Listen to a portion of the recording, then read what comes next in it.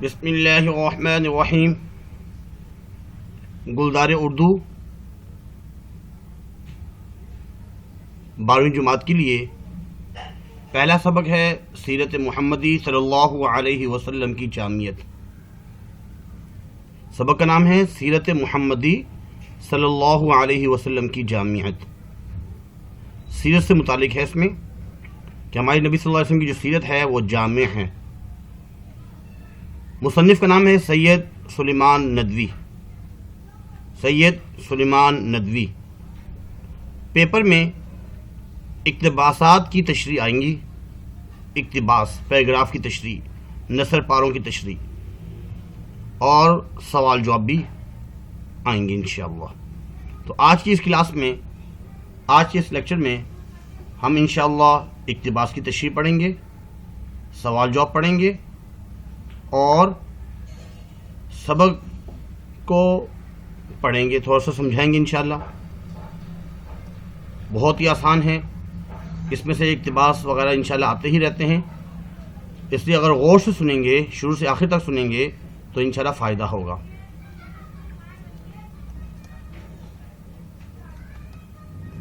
یہ کہاں سے ماخوذ ہے؟ خطبات مدراس سے ماخوذ ہے. خطبات مدراس، یہ مدارس نہیں ہے بلکہ مدراس، خطبات مدراس سے ماخوذ ہے.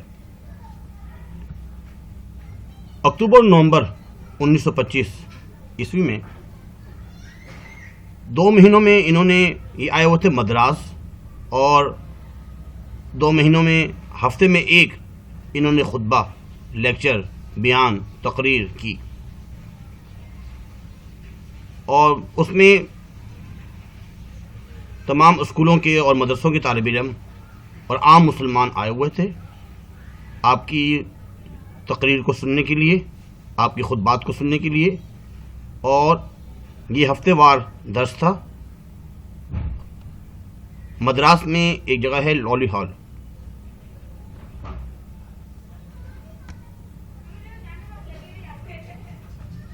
امید ہے کہ آپ نے چینل سبسکرائب کیا ہوگا، کیونکہ وقتاً فوقتاً لیکچر اپلوڈ ہوتے رہیں گے، سیکنڈری کے، پی ایچ ڈی کے اور اردو کے.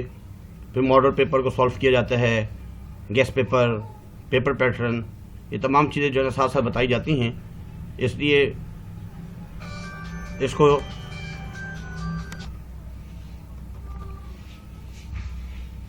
سب سے پہلے ہم سبق پڑھیں گے گلدار اردو. یہ 5واں خطبہ ہے. 8 خطبے انہوں نے دیے مدراس میں، تو 5واں خطبہ جو ہے سیرت سے متعلق، اور یہ ہمارے نصاب میں شامل کیا گیا 5واں خطبہ.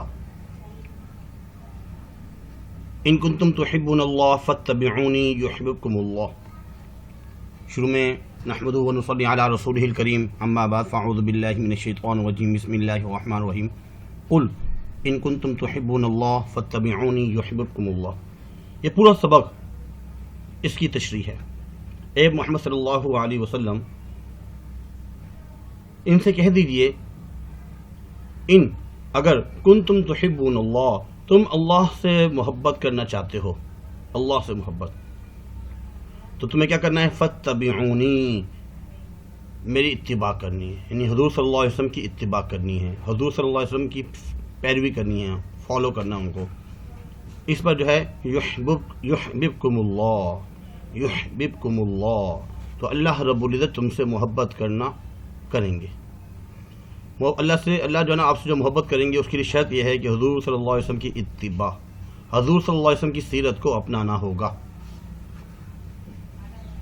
اس میں فرمایا گیا ہے کہ سامعین سے مخاطب ہیں، فرما رہے ہیں کہ خدا کی محبت کا اہل اور اس کے پیار کا مستحق بننے کے لیے ہر مذہب نے ایک ہی تدبیر بتائی ہے. ہر مذہب نے کیا تدبیر بتائی ہے؟ کہ انہوں نے جو طریقے کا بانی ہیں، یا جس نے وہ مذہب شروع کیا ہے، اس نے جو عمدہ نصیحتیں کی ہیں، اچھی اچھی باتیں بتائی ہیں، ان پر عمل کیا جائے. لیکن اسلام نے ایک بہت ہی اچھی تدبیر بتائی. صرف نصیحتیں نہیں کی، بلکہ ایک عملی مجسمہ ہم سب کے سامنے رکھ دیا، اور عملی مجسمے کی پیروی، یعنی حضور صلی اللہ علیہ وسلم، انہی کی پیروی اور ان کی اتباع کو اللہ کی محبت کے اہل اور پیار کے مستحق بننے کا ذریعہ بنائے۔ پھر آگے بیان کیا گیا ہے کہ اسلام میں 2 چیزیں ہیں۔ ایک پیراگراف یہ بھی آتا ہے اسلام میں 2 چیزیں ہیں، کتاب اور سنت۔ اب کتاب سے کیا مراد ہے؟ قرآن مجید۔ اور سنت کسے کہتے ہیں؟ سنت کے ویسے معنی تو ہوتے ہیں راستہ، یعنی کہ وہ راستہ جس پر حضور صلی اللہ علیہ وسلم جو قرآن میں احکامات آئے ہیں اس پر عمل کرتے ہوئے گزرے، یعنی آپ صلی اللہ علیہ وسلم کے جو عملی نمونہ ہیں یہ،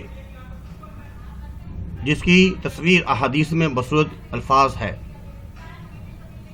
اور وہ روحانیت کے لیے جو ہے تکمیل روحانی کے لیے جو چیز ہے وہ سنت نبوی ہے۔ پھر ایک بہت ہی اہم بات کی گئی ہے کہ صنف انسانی، اصناف انسانی سے متعلق بات کی جا رہی ہے کہ اس میں جو ہے مختلف پیشے اور کاموں کے ذریعے جو ہے نا یہ دنیا چل رہی ہے۔ مختلف لوگ ہیں، کچھ لوگ دنیا کے اندر بادشاہ ہیں، کچھ حکام ہیں، محکوم بھی ضروری ہے، مطیع ہیں، فرما بردار ہیں، رعایا ہیں، امن و امان کے قیام کے لیے ہیں، قاضی ہیں، جج ہیں، فوجیوں کے سپہ سالار، افسر بھی ہیں، افسر کا ہونا بھی ضروری ہے، غریب، امیر، دولت مند، عابد، سپاہی، مجاہد، اہل و عیال والے، دوست احباب والے، تاجر اور سوداگر بھی، امام اور پیشوا بھی، یعنی ان تمام کا ہونا بہت ضروری ہے۔ اور تمام جو اصناف ہے، یہ جو اقسام ہیں، ان کے لیے ایک عملی مجسمہ اور نمونے کی ضرورت ہے، اور اس کے لیے سب کو دعوت دی جا رہی ہے کہ آپ جس بھی طبقے سے متعلق ہیں آپ کو حضور صلی اللہ علیہ وسلم کی سیرت کو اپنانا ہوگا۔ آگے بات یہ کی گئی ہے ایک حاکم کے لیے محکوم کی زندگی، ایک محکوم کے لیے حاکم کی زندگی، ایک دولت مند کے لیے غریب کی زندگی، ایک غریب کے لیے دولت مند کی زندگی یہ نمونہ نہیں ہو سکتی۔ اس لیے ہمیں ایک عالمگیر اور دائمی پیغمبر کی زندگی، صلی اللہ علیہ وسلم کی زندگی اور ان تمام مختلف مناظر کے رنگ برنگ پھولوں کا گلدستہ ہے۔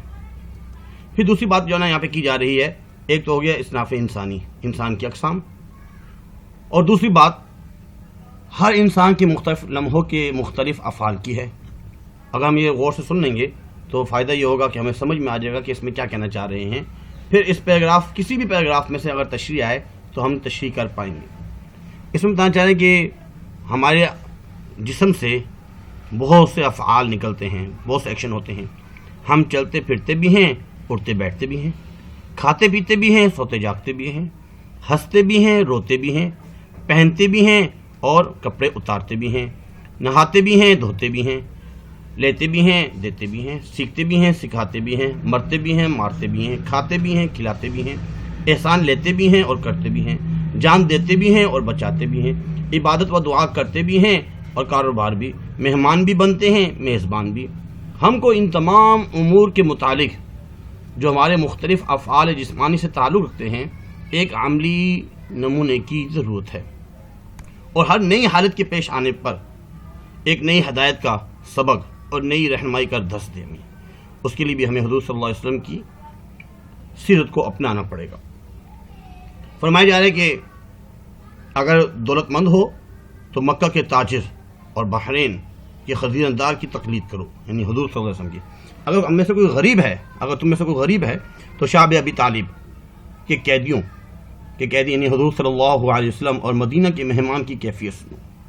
اگر بادشاہ ہو سلطان عرب، کیونکہ ہمارے نبی صلی اللہ علیہ وسلم عرب کے سلطان، عرب کے بادشاہ کا حال پڑھو۔ اگر رعایا ہو تو قریش کے محکوم کو ایک نظر دیکھو۔ اگر فاتح ہو تو غزوہ بدر اور غزوہ حنین کے سپہ سالار پر نگاہ دوڑاؤ۔ اگر تم نے شکست کھائی ہے تو غزوہ احد کا جو معرکہ ہوا ہے اس سے عبرت حاصل کرو۔ اگر استاد اور معلم ہو تو صفہ کی دستگاہ کے معلم قدس کو دیکھو۔ اگر شاگرد ہو تو روح الامین کے سامنے، یعنی حضرت جبرائیل علیہ السلام کے سامنے بیٹھنے والے پر نظر جماؤ، یعنی کہ ہمارے نبی صلی اللہ علیہ وسلم جو ہے رمضان کے مہینے میں قرآن مجید سنایا کرتے تھے، دور کیا کرتے تھے تو با ادب اتحیات کی حالت میں سنایا کرتے تھے۔ اگر واعظ اور ناصح ہو تو مسجد مدینہ کی ممبر پر کھڑے ہونے والے کی باتیں سنو. یہاں پہ یہ بات کی گئی ہے، اس کو ہم خود بھی پڑھ سکتے ہیں، کوئی مشکل نہیں ہے، کہ ہم جو بھی کام کر رہے ہیں، جس حالت میں بھی ہیں، ہم نے حضور صلی اللہ علیہ وسلم کی سیرت کو اپنانا پڑے گا. اس کے بعد اگر تم بیوی کے شوہر ہو تو حضرت خدیجہ، حضرت عائشہ رضی اللہ عنہ کے مقدس شوہر کی حیات پاک کا مطالعہ کرو.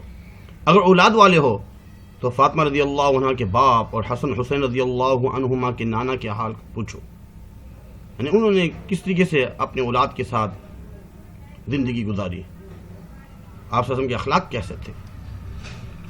ایسے ہی بتایا جا رہا ہے کہ حضرت ابراہیم علیہ السلام، نوح علیہ السلام، ایوب علیہ السلام، تمام انبیاء علیہ السلام کی سیرتیں موجود ہیں.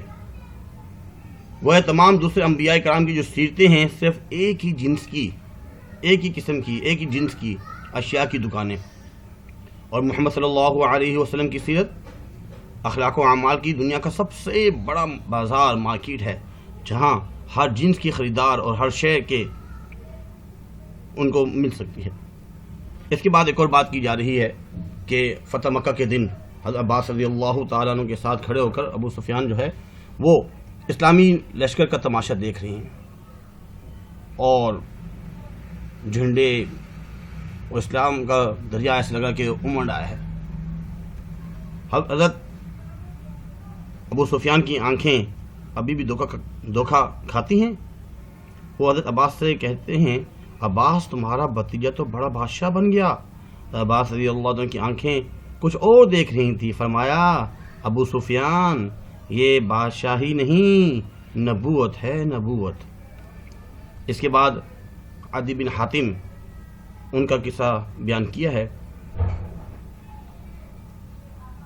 اور فرمایا گیا ہے کہ اگر آپ طالب علم ابو بکر، علی، عمر، عثمان رضی اللہ عنہ، طلحہ، زبیر مکہ کے قریشی طالب علم ہیں. یہ کون ہیں؟ ابو ذر اور انس ہیں. یہ مکہ سے باہر تہامہ کے غفاری قبیلہ کے ہیں. یہ کون ہیں؟ یہ ابو ہریرہ رضی اللہ تعالیٰ عنہ اور طفیل بن عمر ہیں، یمن سے آئے ہیں. ایسے بہت سے صحابہ وہ آئے اور آپس میں بھائی بھائی بنے، حضور صلی اللہ علیہ وسلم کی صحبت اختیار کی، صحابہ بنے. تو بتایا جا رہا ہے اس میں کہ اگر آج کی تقریر میں محمد رسول اللہ صلی اللہ علیہ وسلم کی صفت جامعیت کی نرنگیاں مختلف پہلو سے دکھائی گئی، اگر تم مطالعہ فطرت کے بعد یقین رکھتے ہو کہ یہ دنیا انسانی مزاجوں اور انسانی صلاحیتوں اور استعدادوں کے اختلاف کا نام ہے، تو یقین کرو کہ محمد رسول اللہ صلی اللہ علیہ وسلم کی جامع شخصیت کے سوا اس کا کوئی آخری اور دائمی اور عالمگیر رہنما نہیں ہو سکتا. اس لیے فرمایا گیا، قل ان کنتم تحبون اللہ فاتبعونی یحببکم اللہ. اگر تم کو اللہ کی محبت کا دعویٰ ہے تو آؤ میری پیروی کرو. اگر تم بادشاہ ہو تو میری پیروی کرو. اگر تم رعایا ہو تو میری پیروی کرو. اگر تم سپہ سالار ہو تو میری پیروی کرو. اگر تم استاد اور معلم ہو تو میری پیروی کرو. اگر دولت مند ہو تو میری پیروی کرو. اگر غریب ہو تو میری پیروی کرو. اگر بےکس اور مظلوم ہو تو میری پیروی کرو. اگر تم اللہ کے عابد ہو تو میری پیروی کرو. اگر قوم کے خادم ہو میری پیروی کرو. غرض جس نیک راہ پر بھی ہو اور اس کے لیے بلند سے بلند اور عمدہ سے عمدہ نمونہ چاہتے ہو تو میری پیروی کرو. بہت ہی اچھے انداز میں انہوں نے سلمان ندوی نے ایک اچھی تقریر کی. اب اس کے بارے میں پیپروں میں آ سکتا ہے، اب کیا کیا چیزیں اقتباس میں آئیں گی، کون کون سے سوال آئیں گے، اس کو بھی پڑھتے ہیں.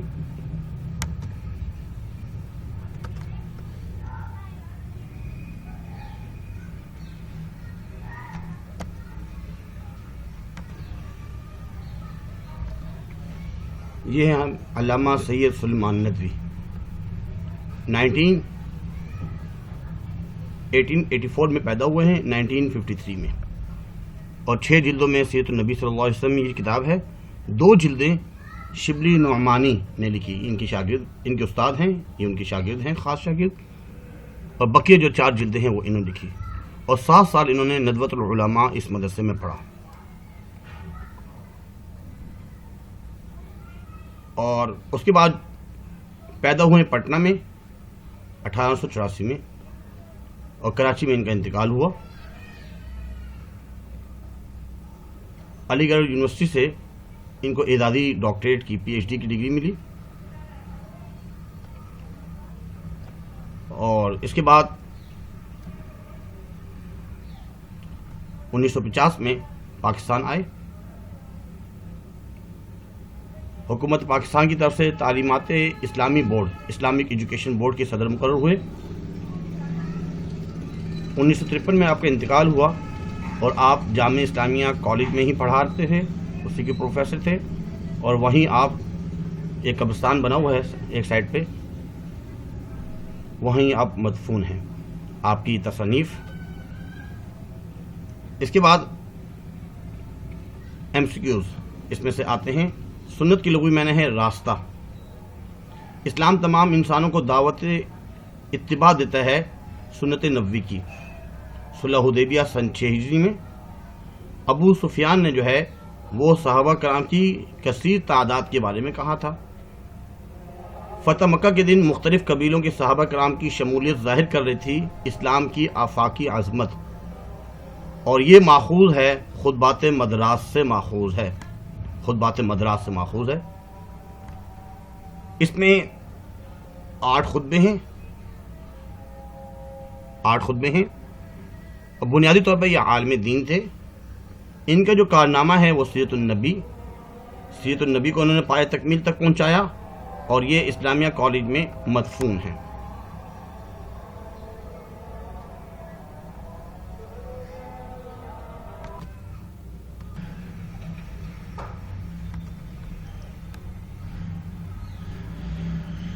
سید سلیمان ندوی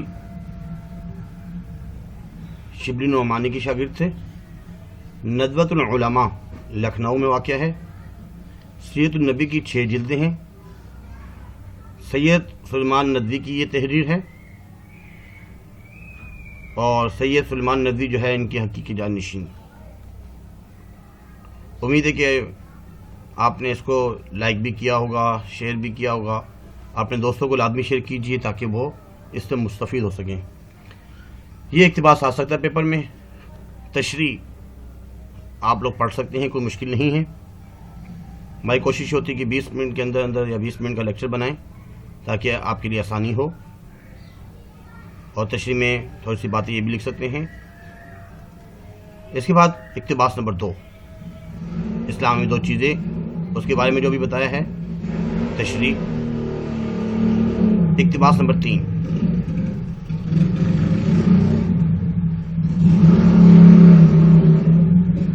یہ بھی آسان ہے، پیپر میں آتے رہتے ہیں، تشریح بھی بہت آسان ہے۔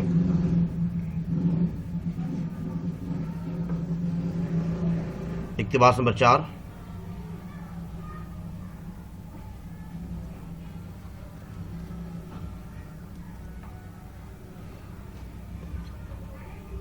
یہ بھی بہت آسان ہے، پیپر میں آتا رہتا ہے، اس کی تشریح لکھنی ہوتی ہے۔ اقتباس نمبر 5،